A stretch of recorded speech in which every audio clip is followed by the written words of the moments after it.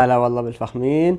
جبت لكم اليوم قصة قصيرة وحلوة تحكي عن انتقاله من الفشل إلى النجاح. فقبل مشاهدة الفيديو لا تنسوا تصلوا على النبي وتذكروا الله وسووا لايك واشتراك ومشاهدة ممتعة. في أحد الأحياء الفقيرة في مدينة نيويورك ولد كريس عام 1954 في ظروف قاسية. لم يكن لديه والد يدعمه، وكانت والدته تكافح لتوفير الطعام له والأخوة، وعاش طفولة صعبة حيث تعرض للفقر والعنف الأسري، وأحيانا كان ينام في الملاجئ المشردين أو في الشارع. ورغم كل هذه الصعوبة كان يحلم بمستقبل أفضل.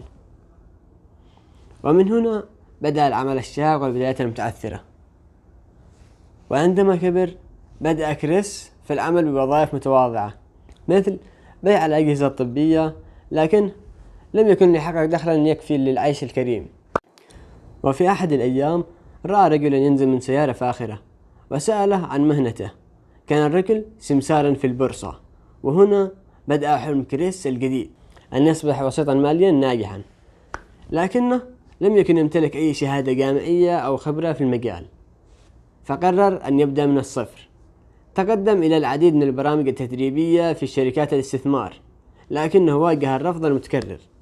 وفي النهاية حصل على فرصة تدريب غير مدفوعة الأجر في شركة، لكنه واجه مشكلة أخرى: كيف يعيش دون دخل.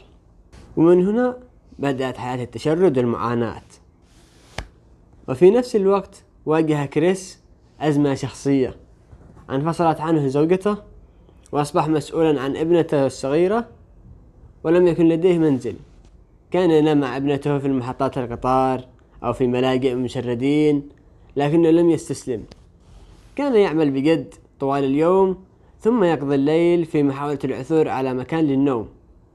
ولم يخبر زملائه في العمل عن معاناته، وكان يحرص على أن يبدو أنيقا ومحترفا كل يوم.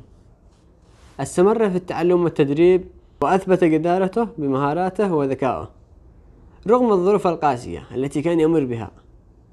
ومن هنا بدأ النجاح الكبير. انتقل الانتقال الحلوة، وبعد 6 أشهر من التدريب حصل على وظيفة بدوام كامل كوسيط مالي. بدأ في بناء مستقبله من جديد، وواصل العمل بجد حتى أسس شركته الاستثمارية الخاصة. ومع مرور من السنوات أصبح مليونيرا ورجل أعمال ناجح، وكتب سيرته الذاتية في كتاب بعنوان السعي وراء السعادة. وهنا تحولت قصته إلى فيلم شهير يحمل نفس العنوان، وأصبح مصدر إلهام لكثيرين حول العالم. وفي النهاية، إذا كنت تمر بظروف صعبة فتذكر أن النجاح قد يكون في انتظارك عند نهاية الطريق، فقط لا تتوقف عن المحاولة. وسلامتكم. تابعين الغاليين، وجودكم فرحة سنين، لايك وكومنت منكم بس يكفيني ويخليني زين. حب لكم ما له حدود، مع بعض دوما للأمام.